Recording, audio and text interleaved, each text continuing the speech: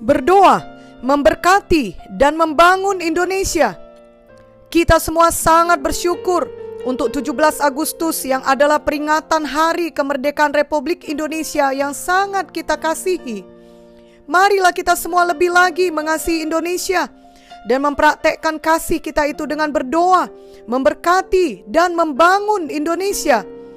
1 Timotius 2 ayat 1-2 berkata, "Pertama-tama aku menasehatkan, naikkanlah permohonan, doa syafaat, dan ucapan syukur untuk semua orang, untuk raja-raja, dan untuk semua pembesar, agar kita dapat hidup tenang dan tentram dalam segala kesalehan dan kehormatan."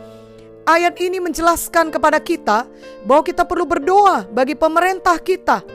Biarlah di minggu yang spesial ini, yakni esok hari kita memperingati kemerdekaan Republik Indonesia tanggal 17 Agustus 2020, kita membuat komitmen untuk suka berdoa dan mengucapkan berkat bagi Indonesia tiap-tiap hari. Kita tahu bahwa kita harus selalu mengucapkan perkataan iman dan perkataan yang menang, yang seturut firman Tuhan, yakni perkataan yang membawa berkat dan yang menurunkan kuasa Tuhan, karena perkataan kita memiliki kuasa dan dapat mengendalikan hidup kita. Yakobus 3 ayat 4-5 berkata, "Dan lihat saja kapal-kapal, walaupun amat besar dan digerakkan oleh angin keras, namun dapat dikendalikan oleh kemudi yang amat kecil menurut kehendak jurumudi. Demikian juga lidah, walaupun suatu anggota kecil dari tubuh, namun dapat memegahkan perkara-perkara yang besar. Lihatlah, betapapun kecilnya api, ia dapat membakar hutan yang besar." Itulah sebabnya kita perlu segera mempraktekkan firman Tuhan ini dan jangan menundanya sampai semuanya baik. Kita tidak perlu menunggu sampai keadaan kita menang, barulah kita dapat mengucapkan perkataan yang menang. Misalnya, kita tidak perlu merasakan lebih dahulu seluruh tubuh kita sehat, baru kita mengucapkan saya sembuh. Atau sebagai orang tua, kita tidak perlu melihat anak kita berubah dari kebiasaan yang buruk, barulah kita mengatakan ia anak yang baik. Atau kita tidak perlu menerima keuntungan yang besar dari bisnis, barulah kita mengatakan kita diberkati. Justru karena kita sakit, kita berkata dengan iman bahwa oleh bilur Yesus kita sembuh. Justru saat anak kita ada dalam pergaulan dan terikat kebiasaan yang buruk, kita perlu memperkatakan dia bertobat menjadi anak yang baik dan takut akan Tuhan.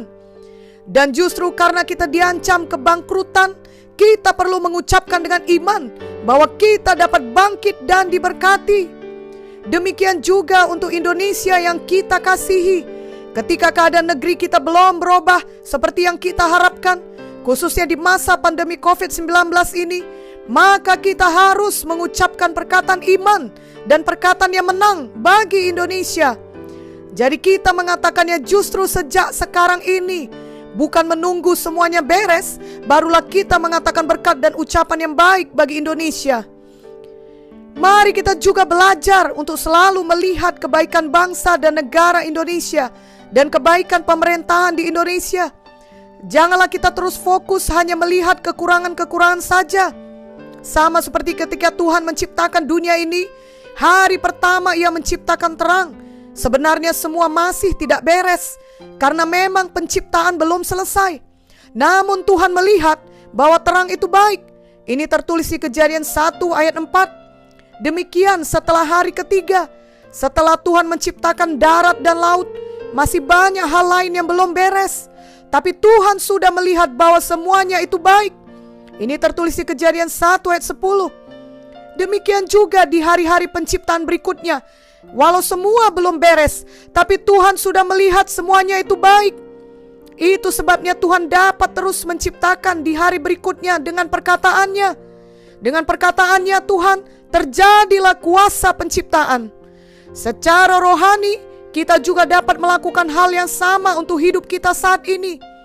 Mari tetapkan hati, walau banyak hal yang belum beres di Indonesia, namun saat ini kita sudah mengucapkan perkataan yang baik untuk Indonesia. Ia menurunkan berkat dan kuasa Tuhan, karena itulah yang seturut dengan firman Tuhan. Kebiasaan kita untuk mengeluh akan kekurangan yang ada di negeri ini, untuk bersungut-sungut atas situasi di Indonesia, atau untuk melampiaskan kekesalan kita pada pemerintah dengan ucapan-ucapan yang jahat, biarlah mulai hari ini kita membuangnya jauh-jauh. Karena semua itu hanyalah menjadi penghalang bagi kuasa Tuhan untuk turun dan bekerja bagi Indonesia. Mari kita berdoa, memperkatakan berkat bagi Indonesia.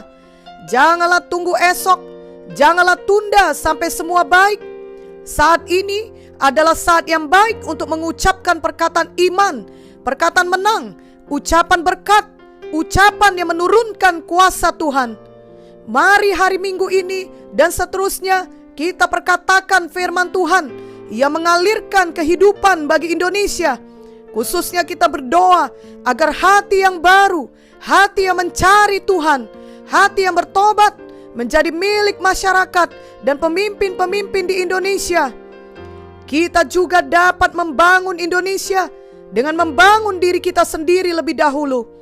Kiranya pada hari ini kita membuat keputusan untuk bertobat dari kebiasaan buruk kita, dari kemalasan, dari kebohongan, ketidakjujuran, dan semua hal lainnya yang mengikat kita selama ini.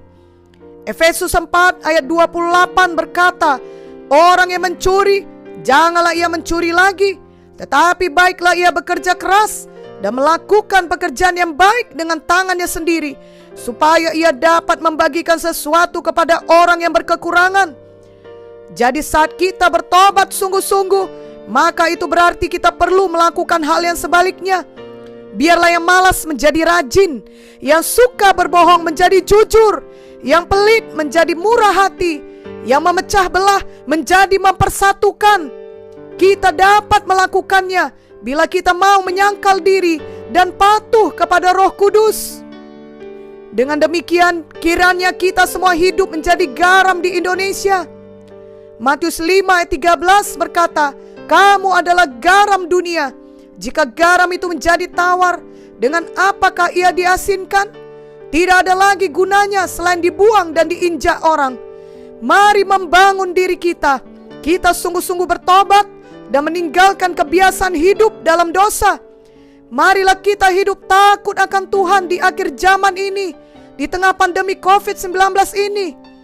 Marilah kita semua menjadi teladan yang menggarami atau mempengaruhi sebanyak-banyaknya orang di Indonesia untuk Tuhan dan untuk kebaikan, serta untuk membangun negeri kita ini. Amin.